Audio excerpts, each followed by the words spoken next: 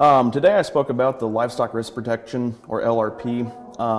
Basically, this is an insurance program that's administered by the FCIC, the Federal Crop Insurance Corporation. They've had this out for quite some time. They did administer some new changes here in the 2020 crop year, and I think those changes are very advantageous to not only young producers, but new producers, whether they're older, younger, or just in general. They up the numbers on the per head that an endorsement will allow them to take out. So I think the other thing is the subsidy levels. They increased it from, last year they had it at 13%. This year they got it up to 20%, all the way to 35%, depends on the coverage level that you'd elect. And I think that's very advantageous to the newer producer, older producer. It really don't matter. It gives them a little extra incentive to choose this program, and basically this program is a put option. It establishes a floor. It gives them the option to mark it out until October or whenever they're going to sell some of their feeders, but it gives them the ability to think about using some sort of risk management protection.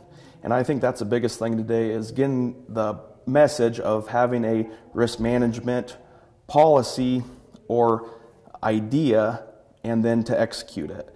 And I know there was a study basically that said 50% of the producers, they don't utilize any kind of risk management protection. And this gives them the opportunity to establish that floor, whether they're old, new, it don't matter. And for the newer generation or newer producers, don't have to be young or old, if they have less than 5 years, they get this other benefit of a beginning farmer rancher, and they get another 10% bump on the subsidy. So essentially, they could be getting anywhere from 20 to 45% subsidized put option versus going out on the contract board for 30% less.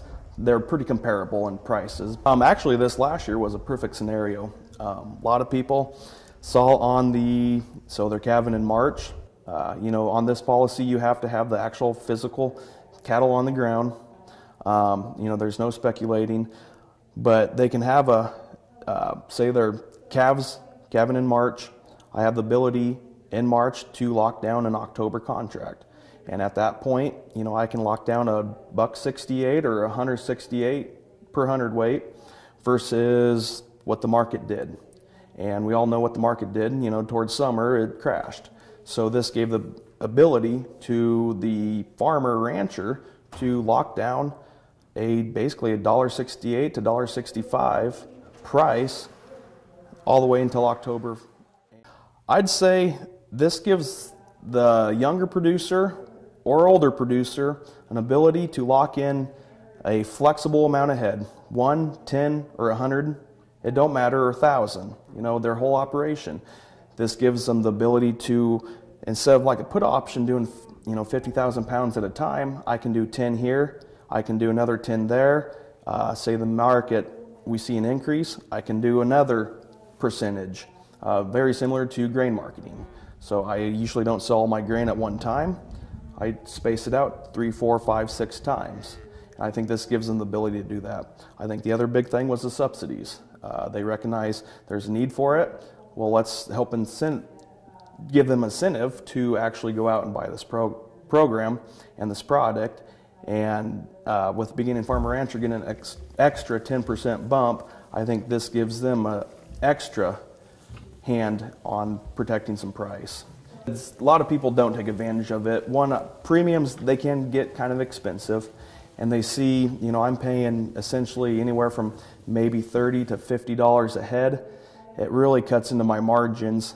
So do I self-insure and I just let it roll until we get the cash price? But if we stay on a slow, steady increment over the next how many years, we know we can be around for next year. We can be around for the year after that and the year after that. So I think we need to get through to a lot of the producers saying, this isn't a get-rich-quick scheme by any means, but we're going to implement this where we're having a floor and we have the ability to make ourselves whole again and prepare for next year.